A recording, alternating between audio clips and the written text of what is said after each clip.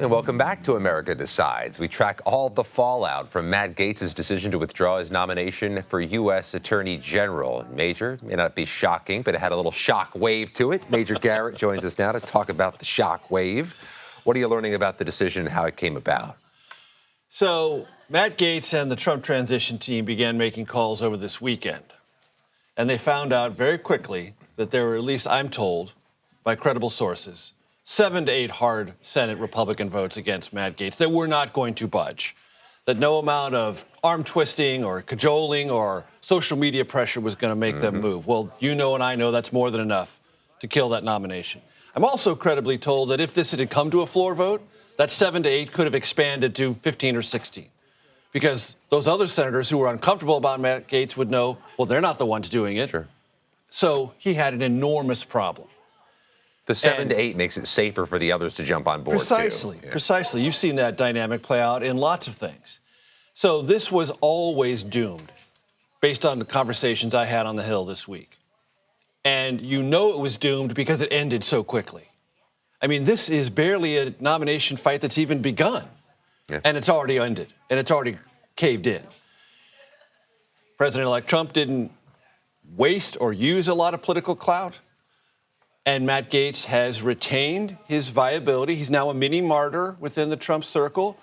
And if, as devised, their plot to either elevate him to Attorney General or certainly let him resign from the House and keep the House Ethics Committee report from ever-reaching public view, that maintains whatever political future Matt Gaetz may envision for himself. Something that would not be true if that Ethics Committee report did see the light of day. Trump also did choose his possible nominee, likely nominee for Deputy Attorney General. It's Todd Blanche, that defense lawyer we saw next to him every day in Manhattan during the felony trial.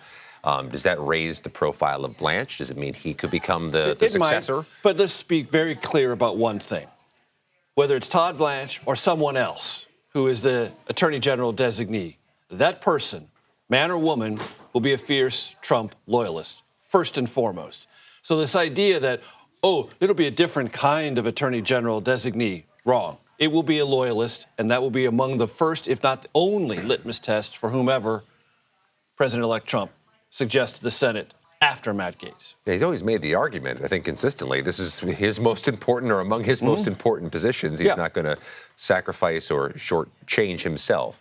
He's not going to appoint someone like Jeff Sessions or Bill Barr, whom he came to believe did not defend him sufficiently. He wants a defender first and foremost of him, and then someone else who will also take time to run the Justice Department, but most importantly, look out for the president's interests first. Now, you have this interview with Joe Manchin, the outgoing senator from West Virginia. First off, he talked about Matt Gaetz. We did that separately. I interviewed Senator Manchin for The Takeout. For those who are avid listeners or watchers of The Takeout, the Matt Gaetz part separate from that, because I didn't want to have Matt Gaetz be something that we'd be talking about over the weekend. That would be old news by then. But here's Senator Manchin on Matt Gaetz's decision to withdraw. I think Matt Gaetz did the most respectful thing for our country, his country and our country, and he did the most respectful thing for his family. So I thank him for that. If the president had tried to exercise all political capital, that would have been a wasted effort with Matt Gaetz, probably. I think, let me just say this. I believe the first 4 years, the president has learned a lot more than what people give him credit for, President Trump. And he knows where the buttons are. Okay, he knows it. He's learned that, and I think he absorbed it very well. So he knew when, you got to know when to hold him, know when to fold him. I think he knew that. So, first of all, it's always said in Washington when someone withdraws, they did the right thing for the country, they did the right thing for their family. Okay, whatever. Manchin also knows that this was a dead letter on Capitol Hill, and probably thinks that Trump was wise, he said so, not to push it. Kind of like that he quoted Kenny Rogers there, but let's put that aside for a moment. He left the Democratic Party, Joe Manchin did, became an independent, kind of foreshadowing some of the problems the party's going to have in the elections 2 weeks ago. What did he say about his old party's fortunes?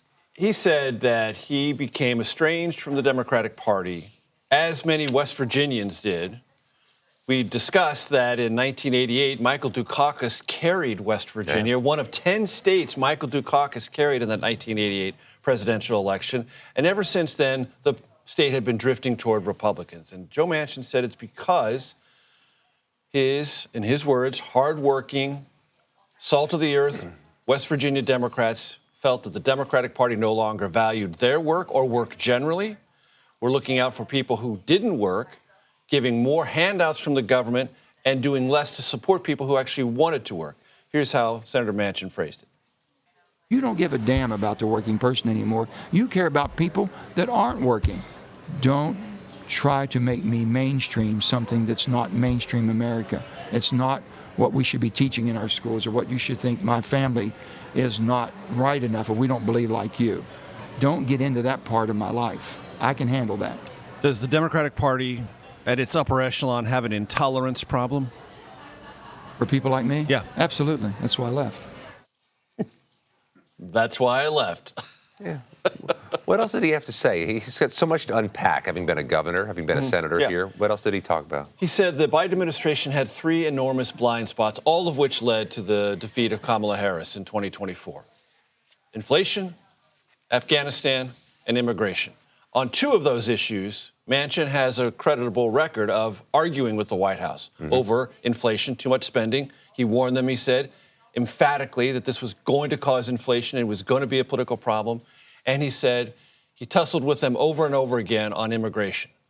They were too permissive at the border, allowing too many people to claim asylum without any proper U.S. vetting or nearly sufficient U.S. vetting. And he said that is a problem that persists. He aligns himself with President-elect Trump on that issue, prioritizing him, maybe not all the rhetoric.